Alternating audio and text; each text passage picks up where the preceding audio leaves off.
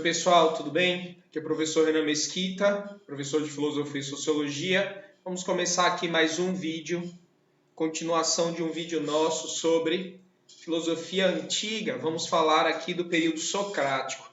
Já falamos dos sofistas, né, que fazem parte do período socrático, porque eles são contemporâneos, são da mesma época. Vamos falar agora aqui de Sócrates. O que a gente vai falar aqui nesse vídeo sobre Sócrates, né? Vamos falar do pensamento dele, qual era o foco de atenção dele, sobre o que ele falou.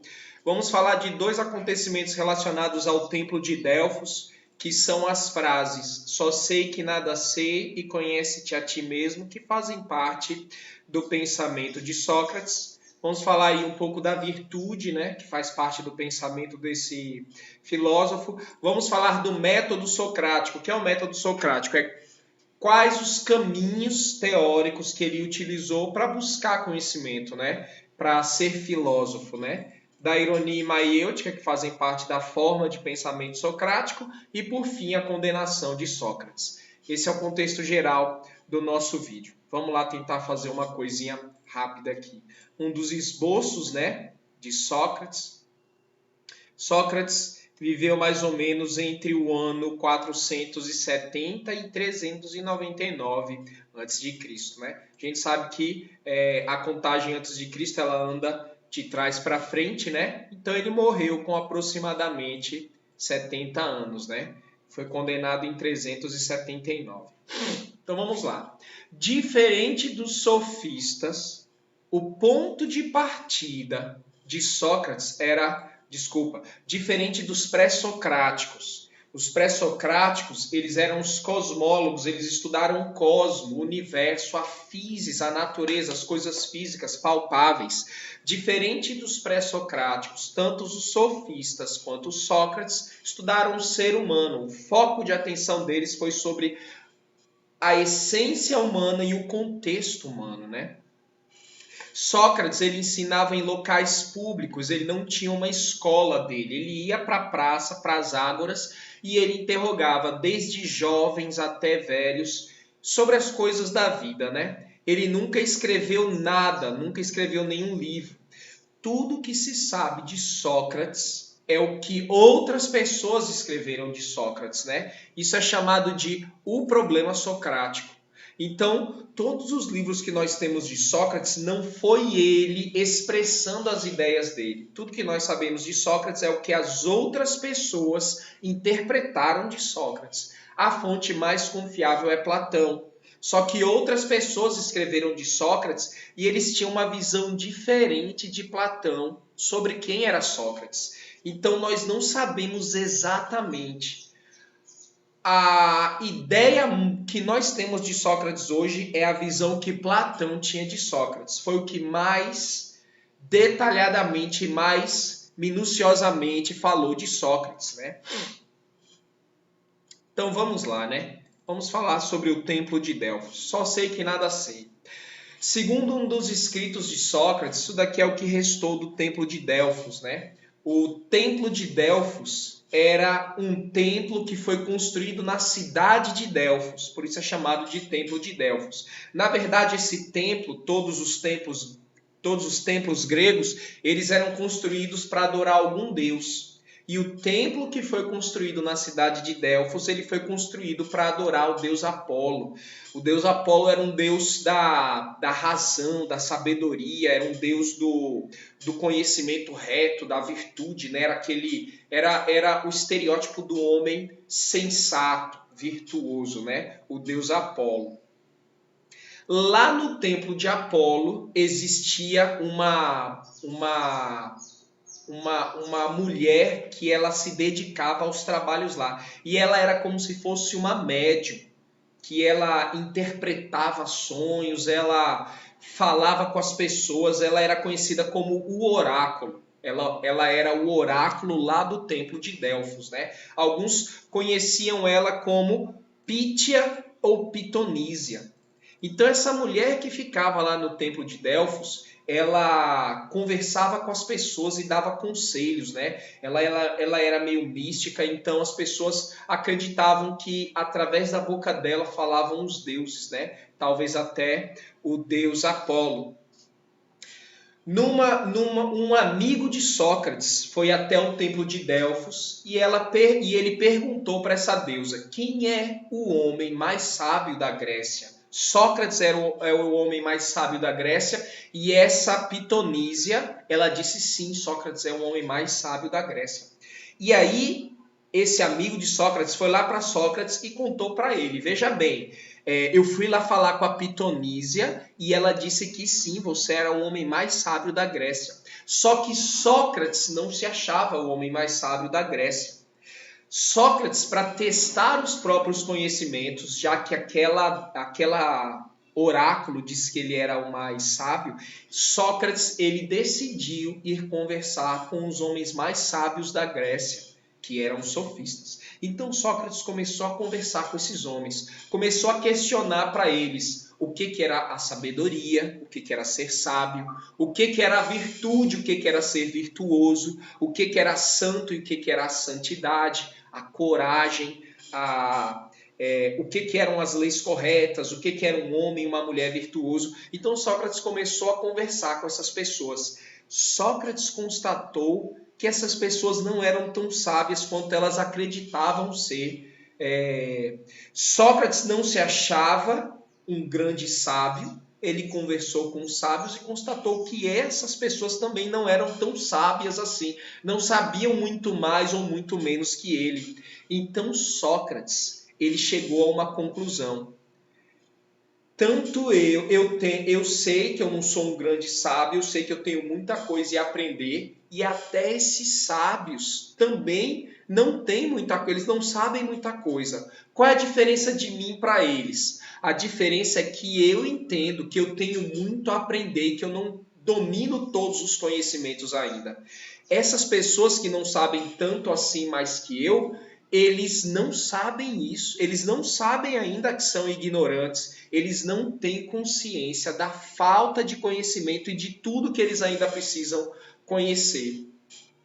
Por que a Pitonísia disse então que eu, Sócrates, sou mais sábio? Porque tem uma coisa que eu sei a mais do que eles. Eu reconheço a minha ignorância. Então, Sócrates, então foi nesse contexto de entender que ainda se há muito que aprender que Sócrates disse, qual a diferença do meu conhecimento para dar a essas outras pessoas? É que eu sei que eu não sei nada ainda, que eu ainda tenho muito a se conhecer. Diante de toda a grandiosidade do universo e de tudo que se é possível conhecer, a quantidade de coisas que eu sei é muito pequenininha. Então nem se compara com todo o conhecimento que ainda há de se aprender. Eu sei nada, eu sei muito pouco. Qual é a diferença de mim para os outros sábios? Os outros sábios não sabem isso. Eles acham que já sabem muita coisa. Eles acham que já dominam o conhecimento e que tem muito a ensinar. Então, foi por causa disso que Sócrates disse a frase: só sei que nada sei. Diante de toda a quantidade de conhecimento do universo que é possível conhecer, o que eu sei é muito pequenininho ainda. Uma coisa que eu sei é que eu ainda sou ignorante e que eu não sei nada. Por mais que eu tenha conhecimento, frente ao que é o conhecimento do universo, eu sei muito pouco. E por isso eu sou mais sábio, porque os outros sábios, que têm quase a mesma quantidade de conhecimento que eu, eles ainda não têm consciência da própria ignorância.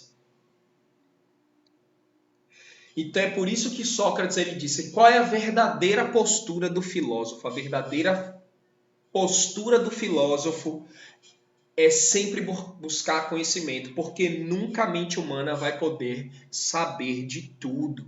Então essa é a ideia por trás da frase "só sei que nada sei", de Sócrates. Sócrates sabia muito, mas diante da somatória de todo o conhecimento que existe no universo, ele tinha conhecimento que não sabia de nada.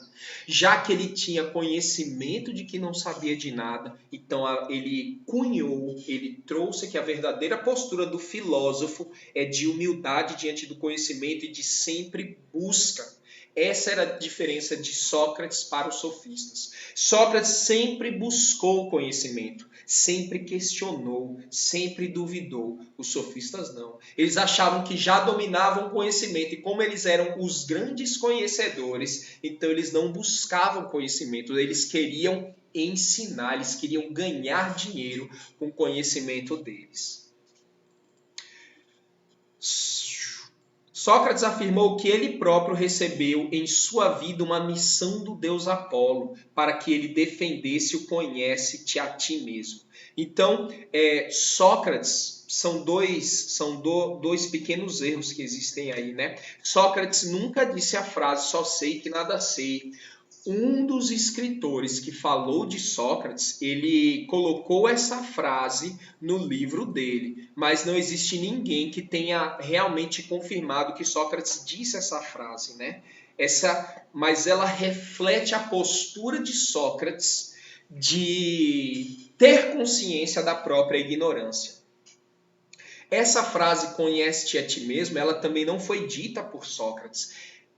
Essa frase ela foi esculpida na entrada do templo do oráculo de Delfos, lá do templo de Apolo, na cidade de Delfos. E aí Sócrates ele dizia que ele escutou do deus Apolo que ele deveria defender essa frase. Ou seja, o foco do conhecimento de Sócrates é uma análise de si diante dos outros e dos outros diante de si mesmo. É um estudo das relações humanas, é um estudo do conhecimento e do existir humano. Essa é a grande diferença de Sócrates para os pré-socráticos. Os pré-socráticos estudaram a natureza, o cosmos. Sócrates deixou de lado o universo, a natureza, e passou a estudar o homem, a si mesmo e aos outros com relação a si e a si com relação aos outros. O conhecimento o conhecimento e o estudo de Sócrates é um incessante exame de si e dos outros. Ele busca responder os questionamentos sobre a natureza humana, ou seja, sobre a essência do homem. Essa é a grande busca filosófica de Sócrates. É necessário buscar o conhecimento de si mesmo para realizar uma autopurificação. Então Sócrates achava que o conhecimento não era simplesmente conhecimento por conhecimento. Através da razão e do conhecimento, o homem poderia tirar o que tem de ruim dentro de si, purificar-se e alcançar a virtude.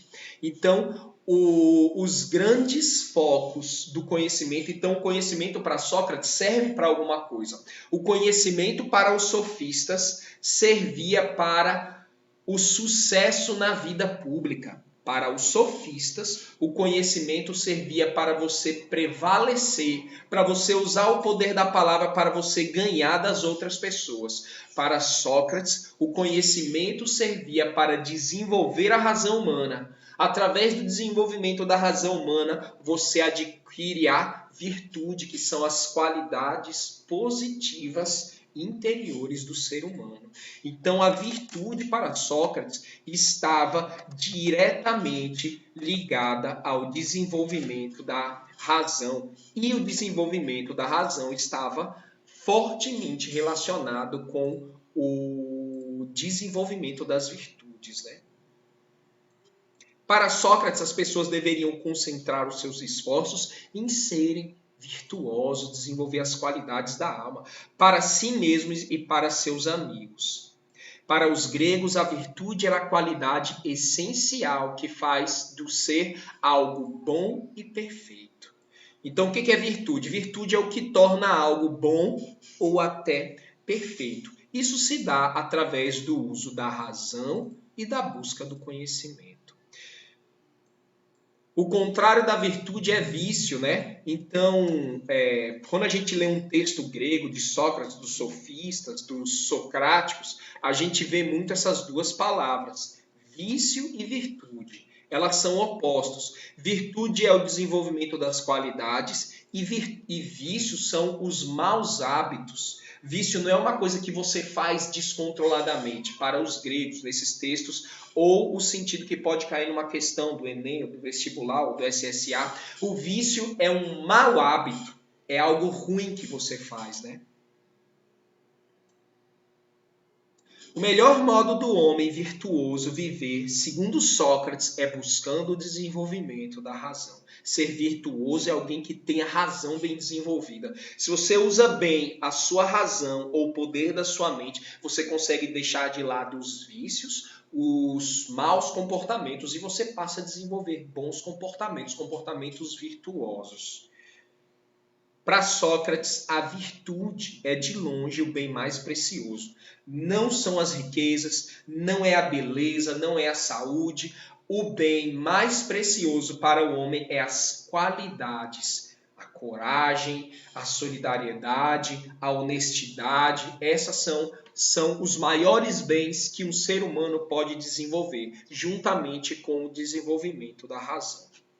Como é que Sócrates disse que nós deveríamos desenvolver a filosofia, né? A filosofia de Sócrates vem através de um método. Qual é o método socrático?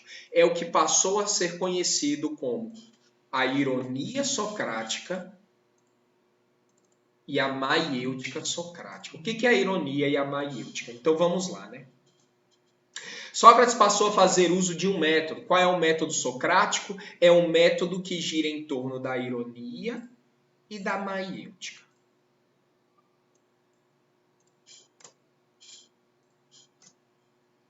A palavra ironia tem origem em eiren. Eiren é uma palavra grega que significa perguntar, questionar. Então veja bem, quando a gente vê a ironia grega, não é porque Sócrates está sendo debochado ou está sendo irônico com alguém. Se bem que Sócrates era. Só que assim, a palavra eiren, ela vem do grego perguntar.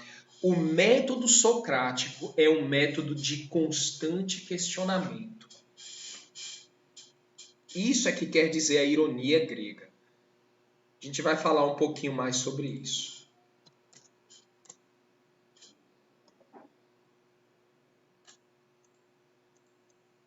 Sócrates questionava seu interlocutor sobre alguma coisa, ideia ou conceito.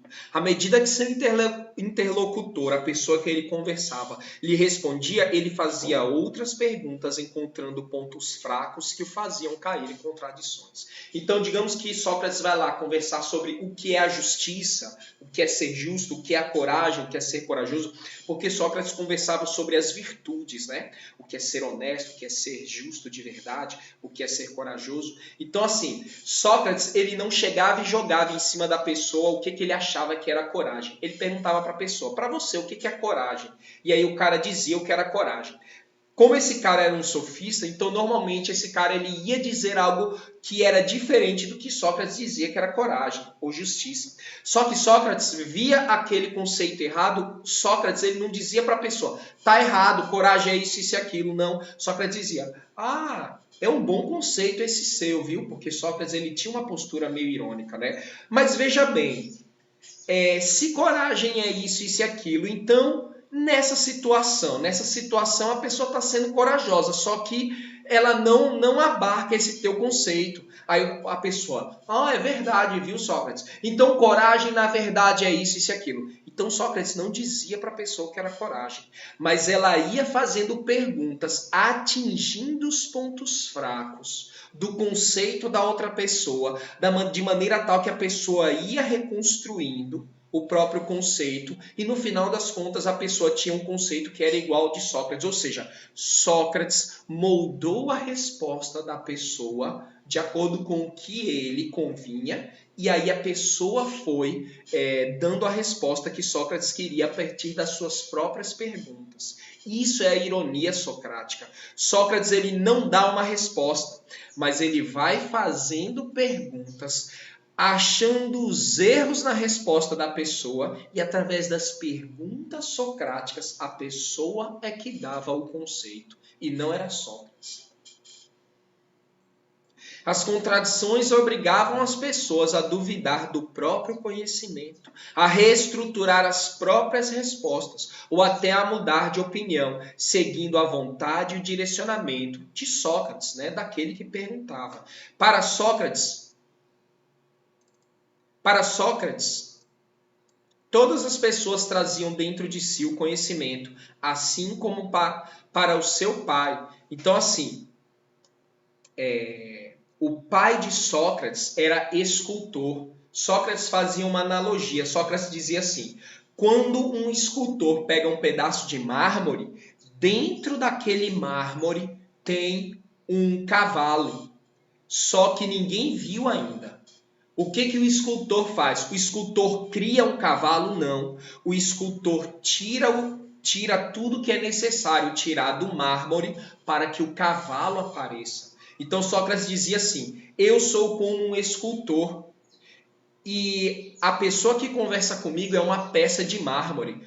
E eu quero esculpir um cavalo. O cavalo já está ali dentro da peça. Eu não vou criar um cavalo. Eu não crio um cavalo. O cavalo já está dentro da peça. Eu só preciso lapidar o mármore para o cavalo aparecer. Sócrates acreditava que o conhecimento já estava dentro da pessoa. Então era a função dessa pessoa, era a função do filósofo, através de perguntas, fazer o cavalo aparecer, fazer o conhecimento aparecer. Difícil de entender isso? Não, não é difícil. O pai de Sócrates era escultor e a mãe de Sócrates era parteira. Então Sócrates faz uma analogia também com a mãe dele, com a profissão da parteira.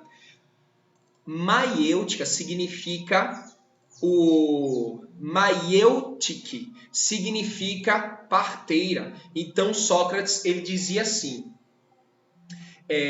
não sou eu que tenho que dar luz ao conhecimento.